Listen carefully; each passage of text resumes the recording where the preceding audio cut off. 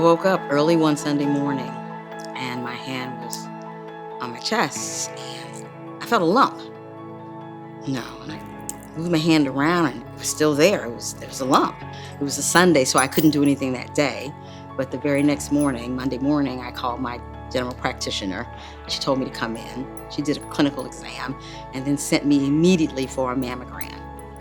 And that mammogram and a subsequent sonogram confirmed I had breast cancer.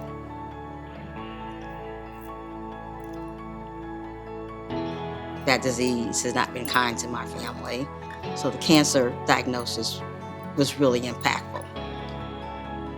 I was distressed, and devastated. And it was all the worse because I'd missed a couple of screenings. So I blamed myself. And that was hard to take. The worst breast cancer is one that isn't identified.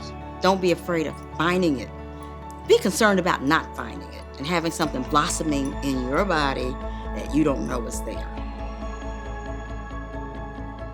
I was diagnosed with HER2 positive breast cancer. And that type of cancer is very aggressive, potentially lethal, and very invasive as well.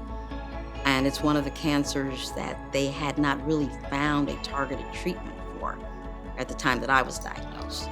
But the good news was that there was a clinical trial that was testing out a promising, treatment for it. And I was accepted into that clinical trial. And it was a game changer for me. I was a direct beneficiary of the research funded by the American Cancer Society for that drug, Herceptin, that treated my HER2 positive cancer. It just gives credence to the fundraising that I do, that it really works, that the research of breast cancer, there are real solutions that are being found and used on women those treatments are saving lives and prolonging lives. It's real. I directly benefited from it. And I stand here today, 18 years later, still standing, still strong, and just joyous, feeling blessed by the whole experience. I got involved with the American Cancer Society's Making Strides Against Breast Cancer because I wanted to pay it forward. It's amazing,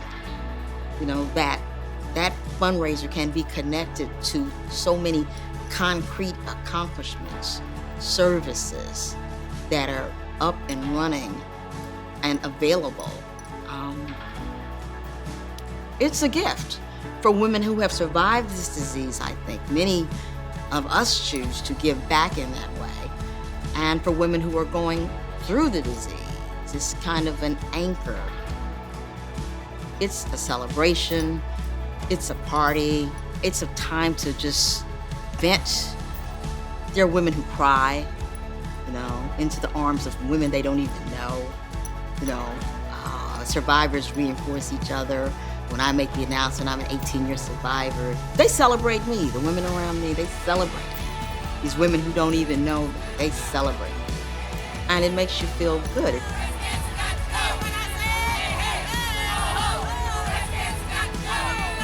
It's important for me to pay it forward in terms of future generations because I know a lot of wonderful young women, in their 20s, their 30s, their 40s, and then my granddaughter who's in her teens, and they're going to have to face this disease just like we are facing it today.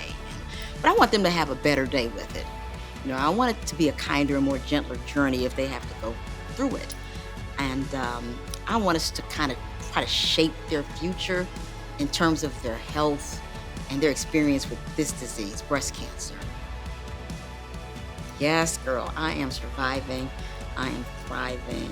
I am overjoyed.